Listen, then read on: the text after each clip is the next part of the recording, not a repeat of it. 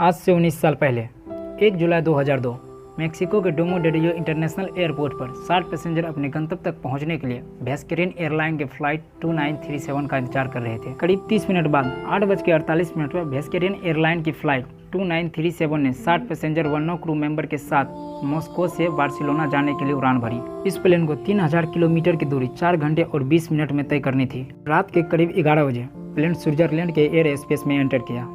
यह air space एक private Swiss air space control company sky guide के द्वारा कंट्रोल किया जा रहा था। रात 11 बजे एयर ट्रैफिक कंट्रोल रूम में एयर ट्रैफिक कंट्रोलर के रूप में पीटर निल्सन और उसके एक साथी मौजूद थे।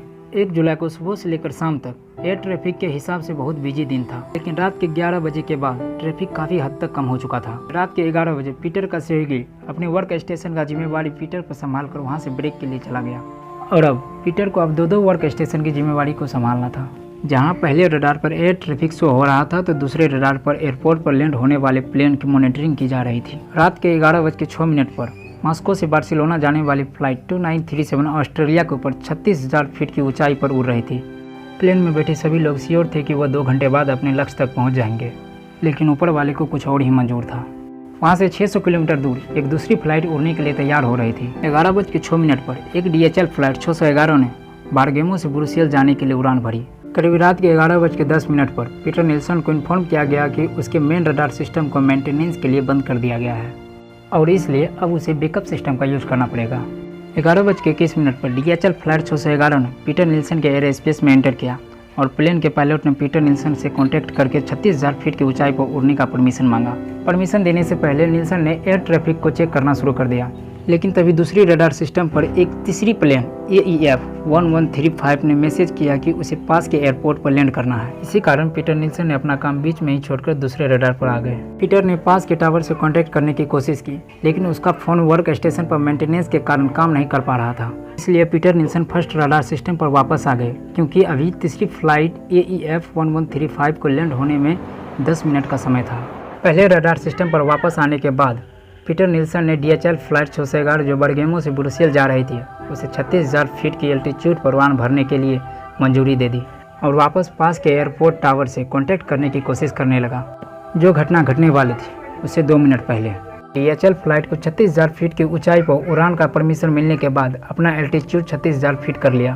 2937 जो मॉस्को से बार्सिलोना जा रही थी वो भी 36,000 फीट की एल्टीट्यूड पर ही उड़ रही थी, यानी घटना से पहले दोनों प्लेन सेम एल्टीट्यूड पर उड़ रही थी और एक दूसरे से 44 किलोमीटर दूर थी। यहाँ प्रॉब्लम यह थी कि दोनों प्लेन का रूट एक दूसरे से क्रॉस कर रहा था। इसका मतलब यह है कि जिस स्पीड से दोनों प्लेन चल रही थी, ऐसे में दोनों प्लेन स्विट्जरलैंड के ऊपर आपस में टकरा सकती थी।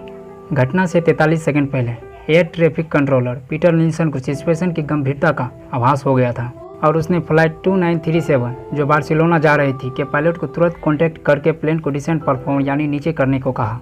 लेकिन इसके 1 सेकंड बाद ही फ्लाइट 2937 का ट्रैफिक कोलिजन एवॉइडेंस सिस्टम यानी TCA सिस्टम बीप की आवाज़ के साथ बज उठा और पायलट को तुरंत ही एल्टीट्यूड हाई करने का निर्देश दिया और एग्जैक्टली उसी टाइम DHL फ्लाइट का भी TCA सिस्टम बीप की आवाज़ के साथ बज उठा और फ्लाइट की एल्टीट्यूड को लो करने का निर्देश दिया और इस कारण DHL फ्लाइट के पायलट ने TCA सिस्टम के अनुसार फ्लाइट को नीचे करने लगा। लेकिन उधर 2937 के पायलट कंफ्यूज हो गए कि TCA सिस्टम के अनुसार एल्टीट्यूड को हाई करना है या फिर पीटर निल्सन के ऑर्डर के अनुसार एल्टीट्यूड को लो करना है।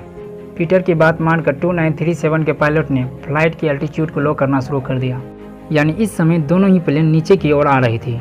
दरअसल TCA सिस्टम एक ऐसा सिस्टम है जिसके द्वारा प्लेन अपने चारों ओर एक 3D मैप बनाता है और इस 3D मैप के अंदर जब कोई एरोप्लेन एंटर करता है तो TCA सिस्टम बीप के साउंड के साथ आवाज़ करना शुरू कर देता है और सिचुएशन के अनुसार एक फ्लाइट को अप और दूसरी फ्लाइट को लो एल्टीट्यूड पर उड़ने का ऑर्डर देता है ताकि एरोप्लेन क्रैश होने से बच सके। जब पीटर ने देखा कि 2937 ने उसके ऑर्डर को फॉलो करके फ्लाइट एल्टीट्यूड लो कर लिया तो वह आश्वस्त हो गया कि सब कुछ ठीक है। इस समय पीटर इस बात से अनजान था कि DHL फ्लाइट ने भी अपना एल्टीट्यूड लो कर लिया है, क्योंकि इधर फ्लाइट 2937 के कांटेक्ट में रहने के कारण DHL फ्लाइट के पायलट पीटर से कांटेक्ट नहीं बना पा रहे थे, जिसके कारण वह ये बता ही नहीं पाए कि उन्होंने भी अपना फ्लाइट लेवल नीचे कर दिया है। मेंटेनेंस के कारण पीटर बैकअप मोड का यूज़ कर रहा था, जिसमें कि एक जरूरी emergency feature visual STCA alarm system नहीं था, जो ऐसे सिचुएशन होने पर रेड साइन के साथ जोर जोर से बीप की आवाज़ करना शुरू कर देता है। पीटर को इस सिचुएशन का रियल स्थिति का पता नहीं हुआ और वो फ्री होकर सेकेंड रडार सिस्टम पर लैंड होने वाले तीसरे प्लेन से कांटेक्ट करने लगे। जबकि उधर दोनों प्लेन में लगातार TCS सिस्टम बीप की साउंड के साथ आवाज़ करता जा रहा था और लगातार दोनों प्लेन के पायलट डिसेंट रेट बढ़ाते जा रहे थे। घटना से 19 सेकंड पहले पीटर ने दोबारा से 2937 फ्लाइट से कांटेक्ट करने के बाद बताया कि DHL 611 फ्लाइट उसके राइट साइड से आ रहा है, जबकि असल में DHL प्लेन उसके लेफ्ट साइड से आ रहा था। घटना से 3 सेकंड पहले पायलट ने ध्यान दिया कि लेफ्ट साइड से DHL फ्लाइट आती हुई दिख रही है और पायलट ने तुरंत ही प्लेन को ऊपर करना शुरू कर दिया, लेकिन 2 से 3 सेकंड के अंदर किसी भी प्लेन को ऊपर करना इम्पॉसिबल है। और ठीक 11:35 पर 34,800 फीट की ऊंचाई पर जर्मनी के ऊपर दोनों प्लेन क्रैश कर गया। फ्लाइट 2937 को चीरता हुआ DHL फ्लाइट निकल गया और प्लेन 2937 का अगला हिस्सा सीधे जाकर ज़मीन से टकराया और इस एक्सीडेंट में 9 क्रू मेंबर के साथ 60 पैसेंजर में से कोई भी नहीं बच पाया। इस टक्कर से DHL फ्लाइट का टेल टूट चुका था, जिसके कारण प्लेन अचानक से अनकंट्रोल हो गया। करीब 2 मिनट की मेहनत के बाद DHL फ्लाइट के पायलट ने प्लेन को इस प्रकार से जंगल में क्रैश करवाया कि 2 को छोड़कर सभी लोग ठीक थे।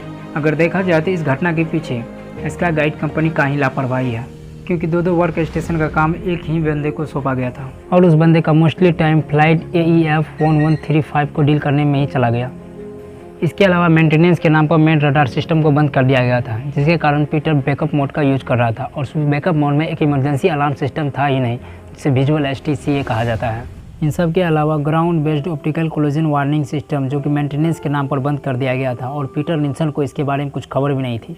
इस कारण वह अस्वस्थ था कि अगर कोई भी घटना घटती है तो उसे 2.5 मिनट पहले ही पता चल जाएगा, क्योंकि यह सिस्टम किसी भी टक्कर को 2.5 मिनट पहले ही सेंस कर सकता था और कंट्रोलर को इन्फॉर्म दे सकता है। और अब आपको क्या लगता है कि इस घटना के पीछे किसकी लापरवाही है? हमें कमेंट करके बता सकते हैं। और अगर वीडियो अच्छा लगा हो तो चैनल को सब्सक्राइब जरूर कीजिएगा।